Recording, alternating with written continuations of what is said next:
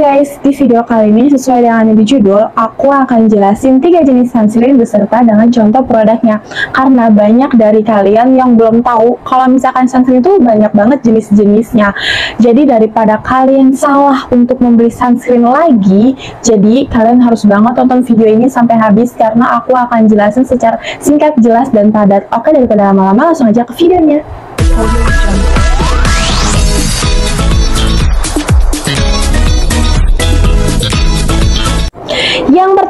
Yang pertama itu ada physical sunscreen. Physical sunscreen itu apa sih? Ya, jadi physical sunscreen sendiri ini dia itu yang bekerja di atas lapisan kulit. Dia akan menjadi tameng atau benteng agar sinar UV matahari tidak masuk ke dalam lapisan kulit kita. UV filter sendiri yang dipakai dari dia adalah zinc dioxide dan titanium dioxide. Nah, kelebihannya apa tuh? Kelebihannya yaitu dia bisa banget untuk kalian yang mempunyai kulit sensitif, kalian bisa menggunakan jenis sunscreen ini. Kenapa? Karena ya dipastikan dia ini tidak masuk ke dalam pori-pori kita, yang artinya non-comedogenic. Kekurangannya apa? Kekurangannya yaitu dia memiliki white cast, dia meninggalkan white cast, dan teksturnya ini yang kental dan pastinya susah untuk di blend. Jadi aku nggak saranin ini untuk kalian memiliki kulit berjerawat dan kombinasi. Yang kedua ada chemical sunscreen. Nah, chemical sunscreen ini bekerja di bawah lapisan kulit kita. Jadi dia akan mengubah sinar UV matahari, mengeluarkan menjadi panas agar sinar UV matahari tidak masuk ke dalam kulit kita yang paling dalam. UV filter sendiri yang dipakai dari dia itu ada oxybenzo, terus ada avobenzo. Nanti aku akan tulis di sini karena aku nggak hafal satu persatu. Nah, kelebihannya sendiri ini dia sama sekali nggak meninggalkan white cast. Teksturnya yang ringan, mudah di blend, dan yang paling penting untuk kalian yang suka beraktivitas di luar ruangan atau misalkan suka olahraga, berenang, ini cocok banget jenis sunscreen karena dia tahan keringat dan tahan air. Nah, teksturnya sendiri dari chemical sunscreen ini itu ada lotion, tabur, atau seperti stick gitu. Cuman kekurangannya yaitu dia baru bisa bekerja secara optimal dan menyerap sempurna setelah 30 menit. Jadi kalian harus tunggu 30 menit dulu baru kalian bisa beraktivitas di luar ruangan atau kalian menggunakan makeup. Jadi kalian harus tunggu 30 menit dulu. Yang ketiga ada hybrid sunscreen. Hybrid sunscreen itu apa sih? Nah, gabungan antara physical dan chemical. Nah, cara kerjanya itu sama dengan physical sunscreen, cuman dia itu mini white cast gitu. Sementara teksturnya itu sama banget sama chemical sunscreen ya, mudah di blend, terus teksturnya yang sangat ringan.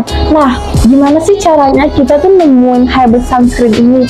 Kalau misalkan kalian nih nemuin UV filter ada titanium dioxide, tapi kok ada oxybenzo juga. Nah, itu udah dipastikan banget.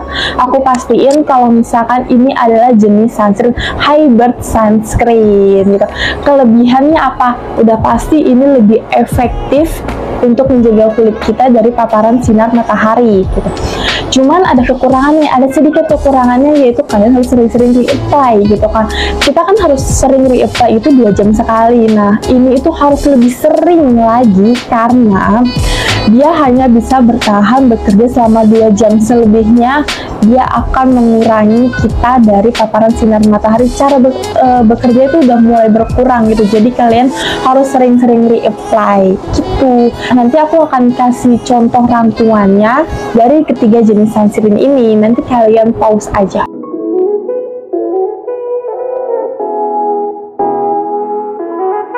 Masih banyak banget nih dari kalian yang nanya, terus sunscreen yang bagus itu jenis apa ya, merek apa ya, atau misalkan terus sunscreen yang jelek tuh kayak gimana?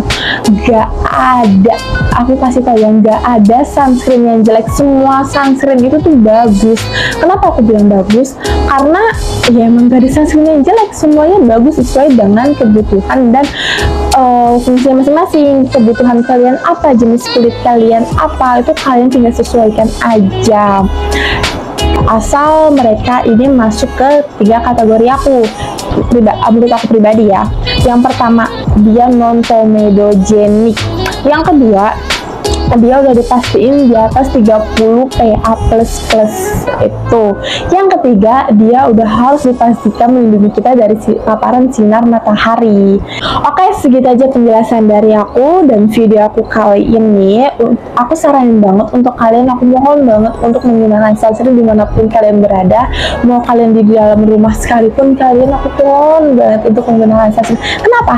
Karena sinar matahari itu bisa tembus dari mana aja, misalkan dari sela-sela jendela, atau misalkan dari pintu dan lain-lain. Yang kalau misalkan di dalam ruangan ya, di dalam ruangan tuh kalau misalkan kalian di dalam ruangan tuh terpapar, maksudnya kayak ada cahaya yang masuk, udah dipastiin itu sinar matahari tuh masuk ke kita. Jadi tetap harus menggunakan sunscreen dan juga harus di atas 30 PA++, minimal 30 PA++ gitu. Jadi kalian harus menggunakan sunscreen walaupun cuacanya mendung sekalipun, kalian harus tetap menggunakan sunscreen pagi dan siang hari tuh guys. Oke, sekian dari video aku. Terima kasih yang udah nonton. See you next video. Bye bye.